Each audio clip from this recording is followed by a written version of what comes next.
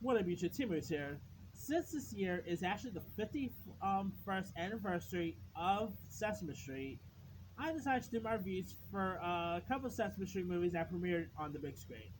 Now, of course, we are getting like a new Sesame Street film premiering in there sometime, I guess, next year.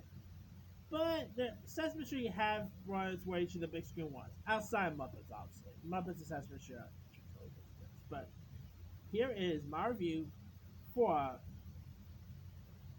the 1985 film Sesame Street Presents Follow That Bird. Now, I'm not gonna lie, I grew up watching Sesame Street, and Sesame Street was pretty good back in the days. And I mean, of course, Sesame Street first premiered all the way back in the 60s. I forget the actual 19. When did it first premiere? 1961, I think, or 19. I can't remember the actual year. But it premiered. It's been around, forever. And Sesame Street, of course, changed television, like changed education program for the good and all. And so they decided to, and of course, Jim Henson's company decided to bring Sesame Street to the big screen for the first time.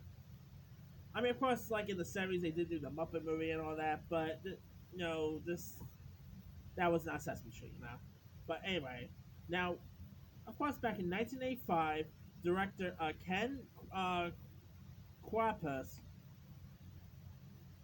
who's also directed other stuff such as he gave us License to Wed. He gave us the Sisterhood Traveling Pants movies. He's directed some pretty decent stuff, and so he ended up pretty much bringing us a big screen of Fall That Bird, you know a big screen of Sesame Street, which premiered all the way back in 1985. And Sesame Street, Big Bird here, of course, was voiced by the late Carol Spinney, who pretty much loves spending the day on Sesame Street and all that.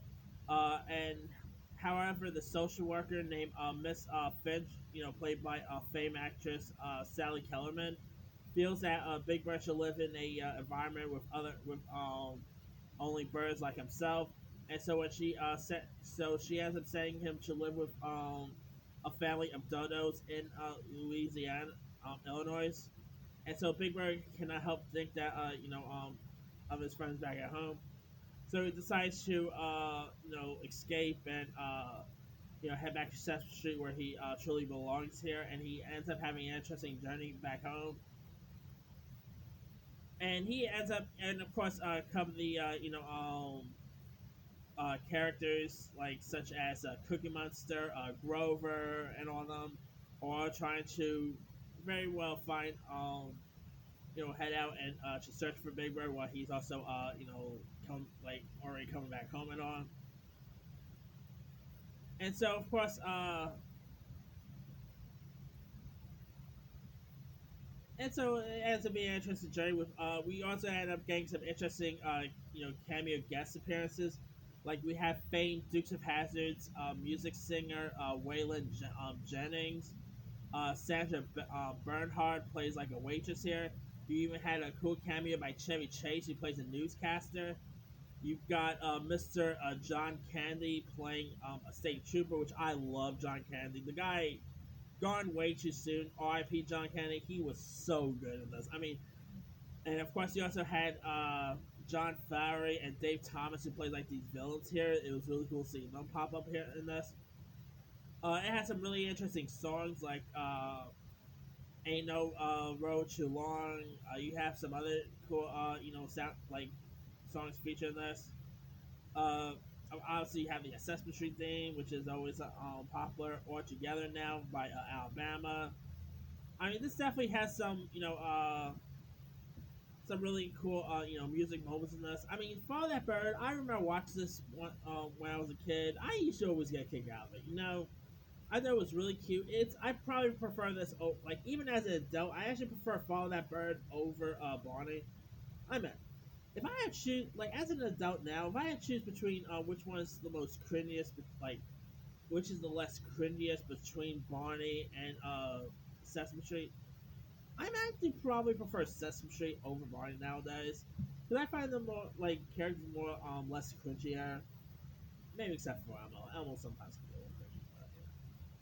Uh, but that's I still always thought this movie was really funny. It was cute, charming. Big Bird has always been the heart of Sesame Street, and a bit odd we don't really see Elmo in this, but he ends up getting his due, a couple years after this movie got released, which I'll talk about that in a separate video. But yeah, I mean, if you guys have never really seen Sesame Street Presents Follow That Bird, you can actually find it on HBO Max. You can also find it on Fandango Now, Prime Video, Apple TV. It's a really good one. I used to always get kicked out. It's been a cool road trip film too. And come on, you also got Bert and Ernie flying a plane. One more key X for there. Bert and Ernie in a plane. I mean, who does not love Bert and Ernie? Come on. Anyway, let me leave you guys. Have you ever seen Sesame Street Presents Follow That Bird? If so, what's of it? Were you a fan of it? Were you not a fan of it? Were you ever a fan of Sesame Street back in the days? Or are you still a fan of Sesame Street? Drop comments below. Don't forget to like, subscribe, hit that bell for more notifications. This is Simon signing off.